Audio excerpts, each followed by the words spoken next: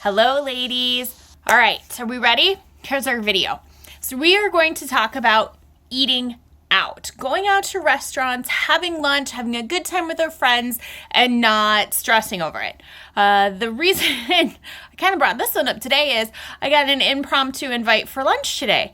And I'm sure, like some of you, that happens and you kind of go, ugh. What can I eat? Can I eat anything? Oh, I can't go. It's not going to be fun. I can't eat. You can eat. You just need to be smart about it and just prepare yourself. So first and foremost, if you can, find out where you're going. So for example, if it's a date night, you and your husband are going out, you're going to meet some friends, you may know that in advance. You may have to set up a sitter and those kind of things. So you're going to know ahead of time where you're going.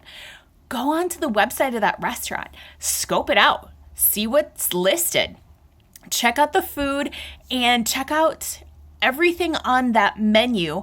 And while you're home, when you're not all wrapped up in the excitement of being out, that's when you need to decide what you're eating. And write it down.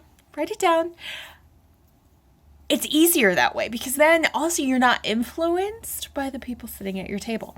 So for example, you're out with your friends and you're like, I'm going to have this salad and I'm going to be good. And then like your spouse or your friend orders the chicken club and you're like, oh, I really want to have that. Well, then you end up changing your mind and then you go off and now you're mad at yourself. And that's never fun, right? We don't want to beat ourselves up. We want to have a good time.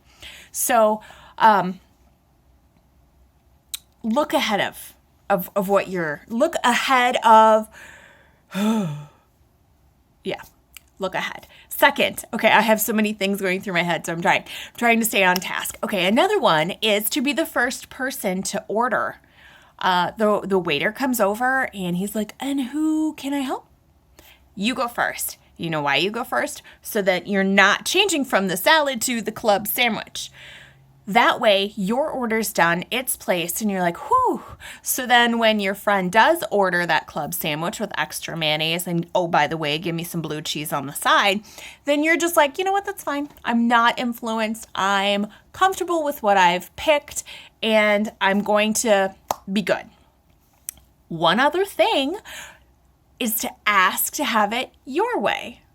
The customer is always right. Isn't that a thing? So you decide that you want to have a salad. There's nothing wrong with asking it nicely to come how you want it.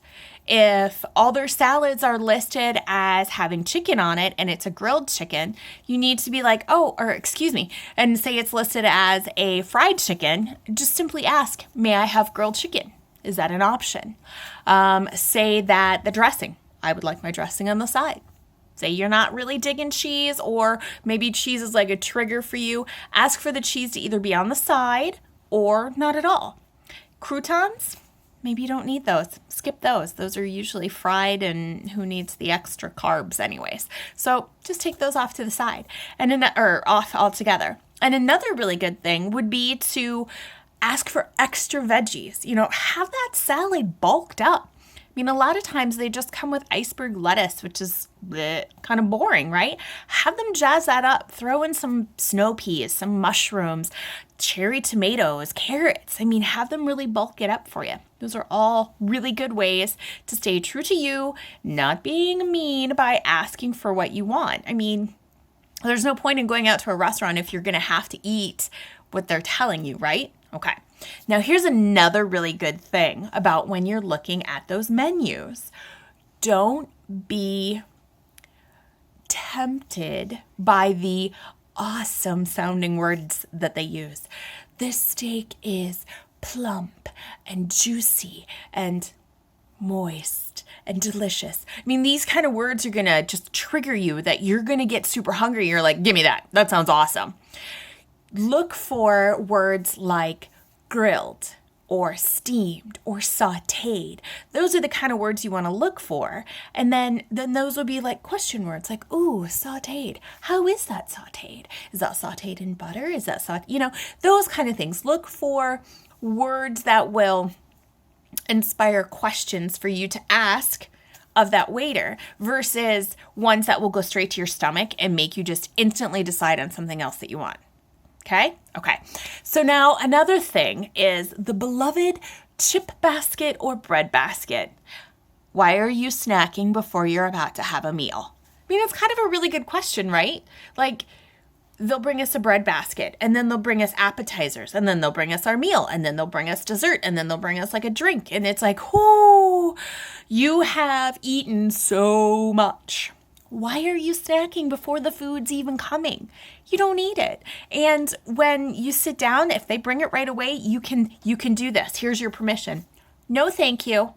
And ask them to take it away. You don't have to have it. It's not a requirement. There you go. That's the word I'm looking for. What is that? Well, hi.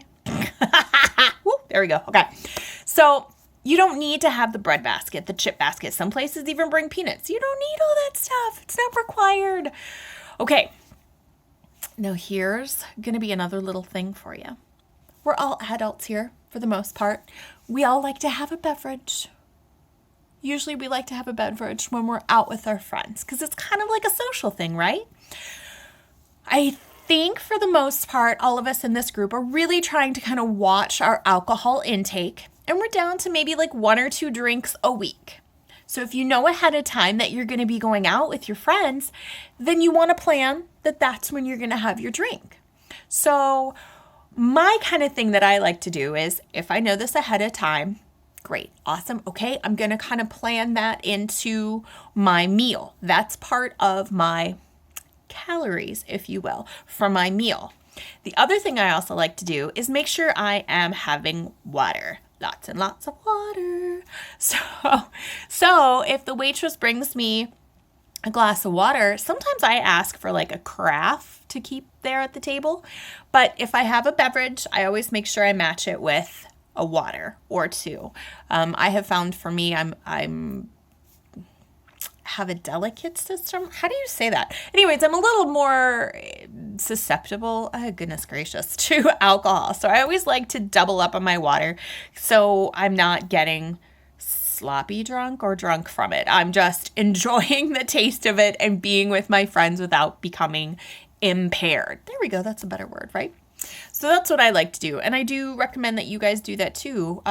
Mainly because it helps with dehydration as well. Alcohol is a diuretic and will pull the water from your cells, make you super dehydrated, and that's why we usually don't feel so good the next day.